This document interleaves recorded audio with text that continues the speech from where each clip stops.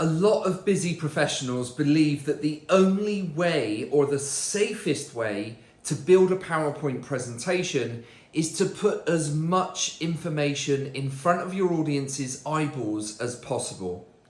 That's totally wrong.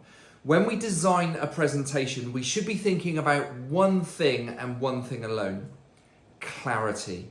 Let me show you exactly what I mean. Okay, so what I've got here is a typical example of something I see and my team sees all too often.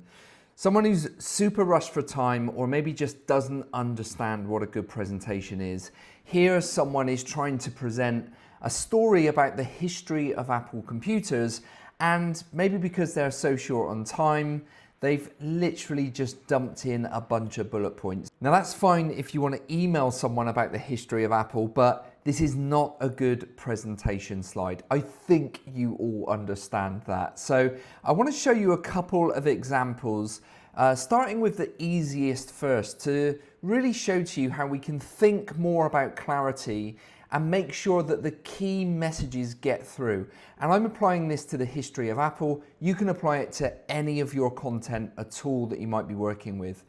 So option one here, what I've done is I've kept the same layout, but I've got rid of all 12 bullet points, and I've just put one bullet point on the first slide. I've made the text much bigger.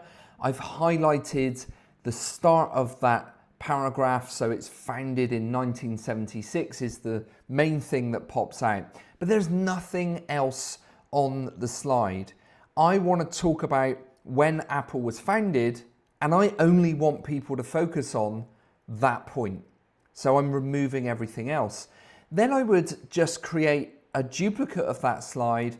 I would move that point up and I would bring in the second point. And you might think, oh my God, are you going to have 12 slides for the original bullet points that we had? Yes, I am. It's really not that scary. We're giving our audience clarity. That's what we need to be designing for. So that's the first option, and that's the quickest thing that you could do to turn a bunch of boring old bullet points into something more interesting and something more clear.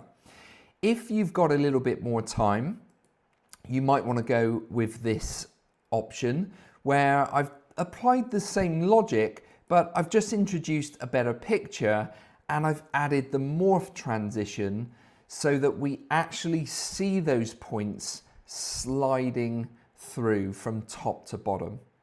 Okay, and we would move through those slides with some nice simple animation and that much nicer looking image of Steve Jobs there on the left. Doesn't take much time at all. The morph transition is very easy to use, but I think you'll agree again, it's much easier and much clearer for the audience to understand. That's what we're designing for. If you've got even more time and you want to get a little bit more fancy, then you could do what I've done here. And I've introduced this image of an Apple MacBook Pro. I've actually cut out the center of this image and I've placed it on top of a linear timeline, so a horizontal timeline this time.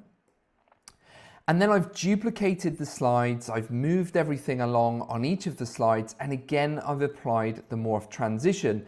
Now what that means is the audience has got something a bit nicer to look at. It's an Apple MacBook Pro, and when I click through the slides, it actually feels like we're viewing each individual point on a MacBook computer. So it just makes everything a bit more tangible and a bit more interesting to look at.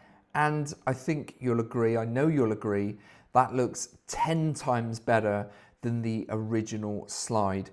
So don't be afraid to turn those boring old bullet points into multiple slides. What you're designing for and what you're aiming for with every presentation build is clarity. I hope this helps. I'll see you on the next video.